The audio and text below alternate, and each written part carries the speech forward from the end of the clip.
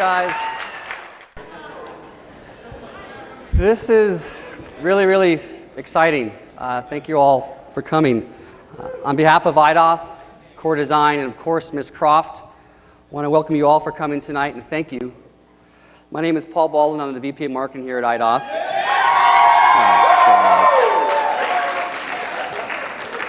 It's great to see so many familiar faces, a lot of friends. It's great to see a lot of new faces. Once again, thank you and welcome. It appears because of the, excuse me, red carpet and the bright lights, the stage, and once again, the open bar, someone, Michelle Seebach, was a bit afraid that I might come up here and do a bit of a bust a move or song and dance because she has clearly marked out the area where I'm supposed to stand. She's given me about 2 feet, so I'll do my best to stay in there. She's left nothing to chance. Tomb Raider, what an amazing phenomenon. What an amazing franchise. To date, on the PlayStation, it's the #1 selling franchise in North America and Europe, which is pretty amazing when you consider the fantastic games that have come out in both those territories in the last 6 years. Pretty impressive. To date, on all platforms, Tomb Raider has sold over 27 million units worldwide.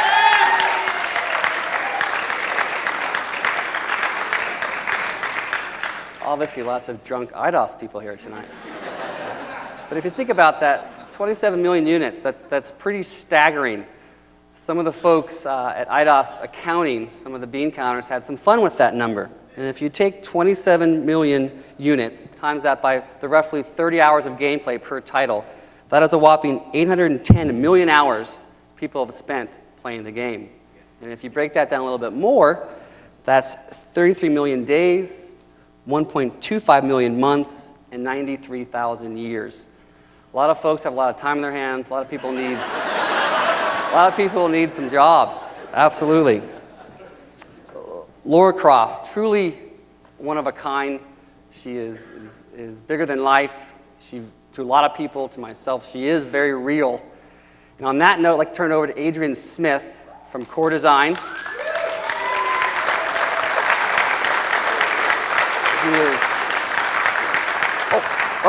I was going to say he's one of the original creators of the franchise. She's stable.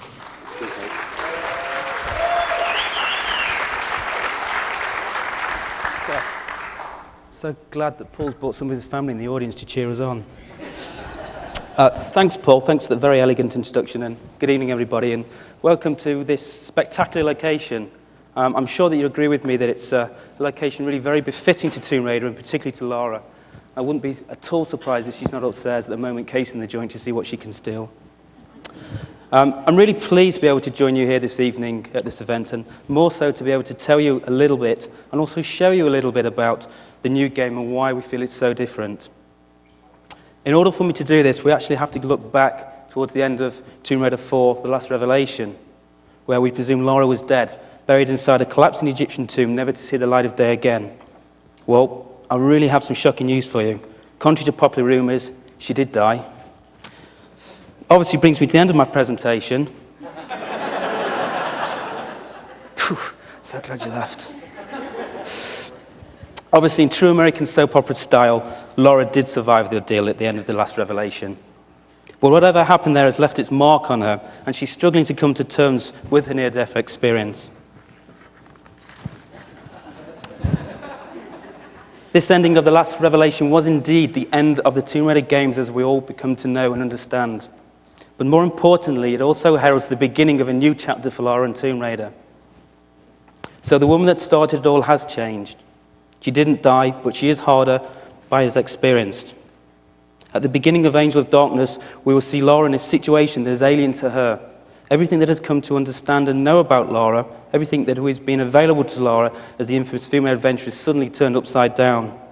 All the doors that have always been open to Lara are firmly shut.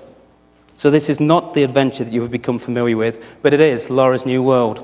So today's Tomb Raider seems a long way away from the 6 original members who worked on the original game. And I'd like to call on the help to reveal a little more about the making and the style of this game from some of the current team.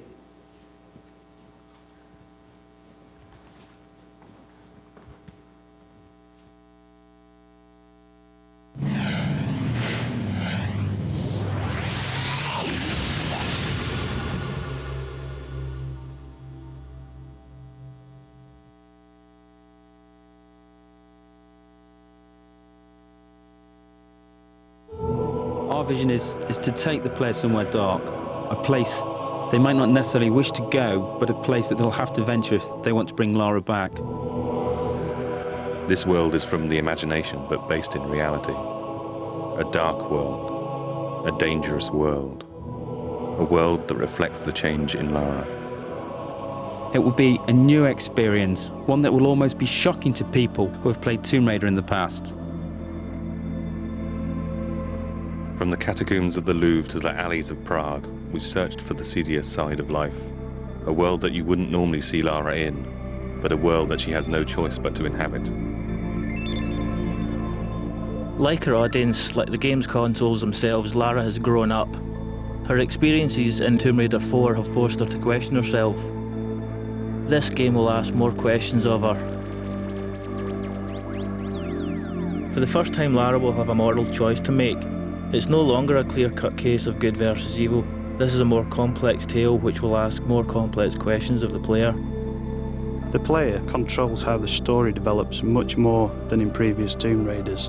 Basically, when Lara talks to a character, the player can also choose whether Lara is nice, nasty, or dismissive to another character.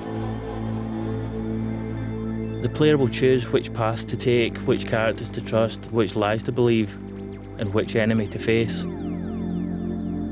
It's a much more intelligent game for the enemies as well as Lara. The PlayStation 2's got much more power to process enemies doing much more complicated things. The enemies in the game have evolved. They will work together. Notice when another enemy is killed and react accordingly. These enemies will pursue Lara. They will not stop. They have not stopped in 600 years. This story is very much on an epic scale, from 14th century alchemists to serial killers in modern day France. To create something on this scale, it was necessary to take the ideas and production values from the film industry in the way they research the subjects, the backstory they create for their characters, and the depth of the visuals. Some may see elements of various filmmakers, such as Luc Besson, David Fincher. Some may see elements of various artists, Grunwald, Bosch. All will see something they haven't seen before. When we wrote this story, we wrote a book. This game is only the first few chapters of that book. This game opens a lot of doors and only closes a few of them.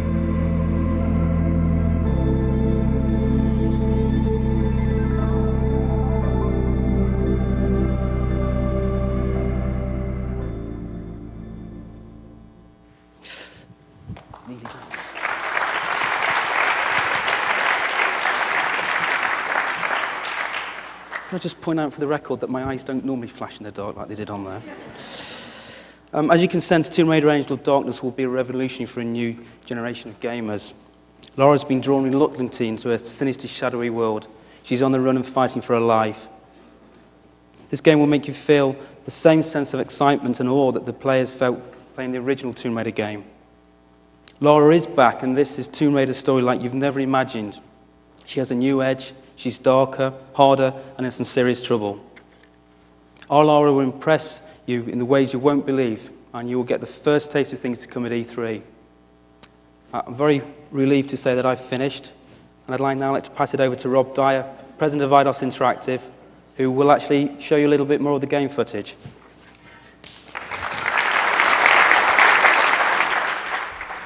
It's all right. All yours. Thanks, Adrian. It's nice to stand up in front of people and have some good news for a change. Seriously. Lara Croft is very much alive, and Tomb Raider, the franchise, continues to be an increasingly successful. Not only has it been a benchmark in video games, the Tomb Raider movie starring Angelina Jolie has grossed over $350 million in film, video, and DVD sales worldwide. The sequel is in the works and currently planned for a June 2003 release from Paramount Pictures. I would like to personally thank the producer and the guiding hand behind the movie, Lloyd Levin, for joining us tonight. Lloyd, where are you? Thanks. While we're pleased with the success of the film, Lara is and will always remain a video game icon. Much of this can be attributed to the excellent relationship with Sony and the launch of the PlayStation. Since the original Tomb Raider launch in 1996, and God, I can't believe it's been that long, the series has been an outstanding endorsement of the power of the PlayStation. Tonight, Eidos is pleased to announce that the next chapter in Lara's story, The Angel of Darkness, will make its exclusive console home on the PlayStation 2. Yes, that's something to clap about.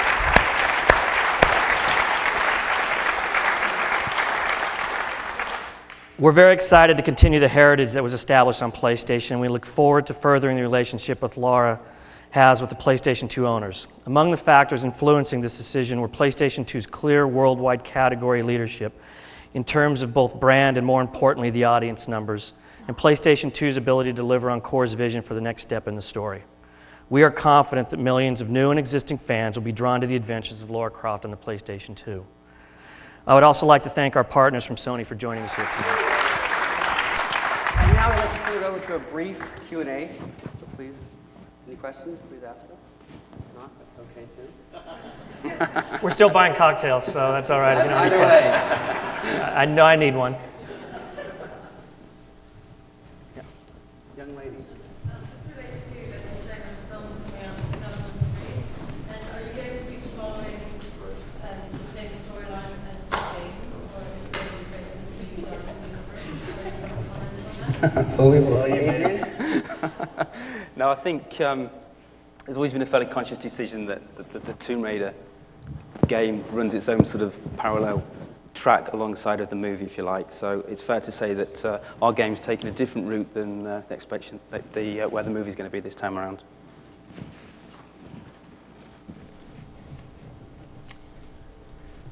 Yes, What kind of timing are you shooting for, and what kind of budget do you have? for the game. It'll be a November 15th release. In terms of budgets, we don't really get into those type of numbers. A lot of money. The team is 6 times as big as it was in the past, and quite a bit more production quality, absolutely. The question was, when's the game coming out and how much was it? Sorry about that. You said this is actually based on a book that you wrote. How many chapters does it really cover, and how much more in that book for this section? So, The current... The question was? Yeah, sorry, the question, I'll repeat the question apparently. The question was that how many episodes are we going to do, I guess, based around the book. At the moment it's 4. So the book is in 4 different sections. I mean, very much the idea and the philosophy behind this game is that, you know, Lara isn't going to be able to solve the big picture singly in this first adventure. It's something that, you know, she's going to span these 4 adventures that we're going to bring. Do you expect all 4 or the 4 releases to be kind of annual? We can see this on an annual basis. And does the engine change as you go through the 4? It will be annually. Going to hopefully do it in 12-month installments as we've always done with the Tomb Raider franchise. And yes, the engine's going to change. We've got 2 teams running concurrently, so there's a sort of an overlap of this adventure and the next adventure, and the shared resources, but indeed the engine has also been tweaked already for the second game and subsequently on from there. Yes. Suzanne. Hi, Suzanne. Yeah. You're right in the light side like that. Okay, so it's November 15th for PlayStation 2, other platforms, PlayStation 2 and on the console and PC. and Correct. Xbox and GameCube. No. Just what we announced, it's exclusive on the PlayStation 2 on the console. No other platforms. Doug. What kind of new gameplay elements are you adding to the game that weren't in the previous 5? The simple answer is lots. I think E3 is going to be the venue really to actually come along and have a look at that. You know, this is a whole new game. It's a ground-up start from us. It's taken many of the traditional Tomb Raider elements over into there, and it's also really filled it out with lots and lots of new things, and really that's what we're going to show down at E3. Can you give us a small hint or one detail? Yeah, there's a second playable character in there that's fairly common knowledge, a guy called Curtis, that at certain points in the game you'll actually get to play, who's there to sort of work alongside Lara. Any other questions? Yes.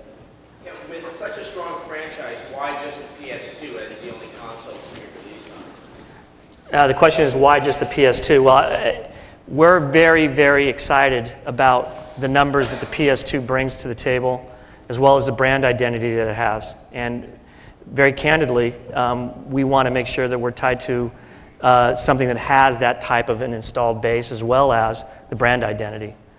That's why. Yes. Lara Croft is a woman, and I know that. Yes, she is.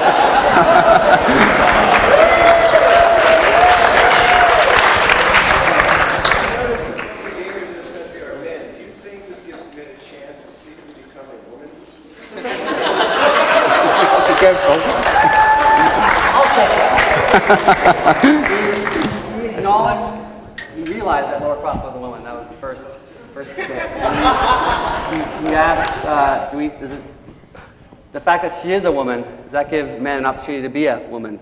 And of course, we are in San Francisco, so it's a very apropos question.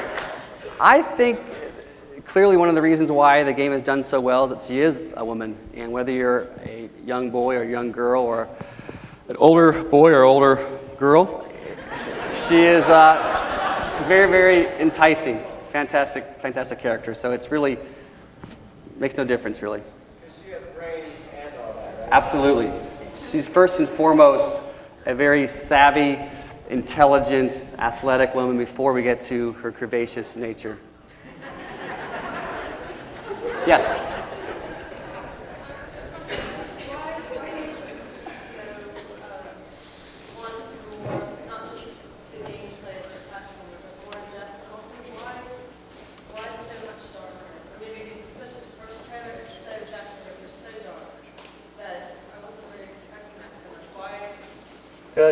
Good question.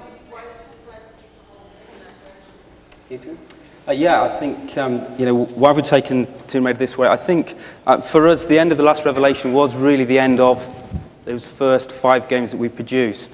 We wanted to change the situation with Lara in, but we find it very difficult to change Lara's character, because people know so much about Lara, they know her character. She isn't a mass murderer, she isn't someone that'll just go out and shoot anything. So we found that what we could change was the situation that Lara's actually in. And that situation is something that's very alien to her, it's very different. The premise that Lara, is put into this situation will actually change how we can actually change the gameplay side of it. Yes, sir. Considering the movie was so popular, is Jolie involved, or was the film a big inspiration to you guys? Any aspect? Looking at me. Sorry, I didn't quite hear the question. The question Was the movie an inspiration for the next game? did Angelina influence how you portray Lara in this game? Not really. I mean, there's certain elements that obviously bringing Lara to the big screen made a big difference of people's perception to the character, and that's something that we've looked at and something that we researched with the guys from Paramount to how Lara's perception has changed out there into the mass market. There's certain elements. Really, the only visual element that you'll probably see is that some of her clothing looks not too dissimilar to actually Angelina had in the movie. But it's important to note that Angelina plays Lara. That's kind of the key thing. We're going to take one more question with the hat on. I was going to say, for the last set of games, you guys had yearly updates the way you plan on having it now, and I think that's kind of like killed the franchise a little bit, at least for me, having yearly updates, trying to innovate with each year. Do you have something planned different for the next set of 4 games? I mean, you have 4 games planned already. Have you thought about new ways to innovate gameplay from year to year, or haven't thought about that yet?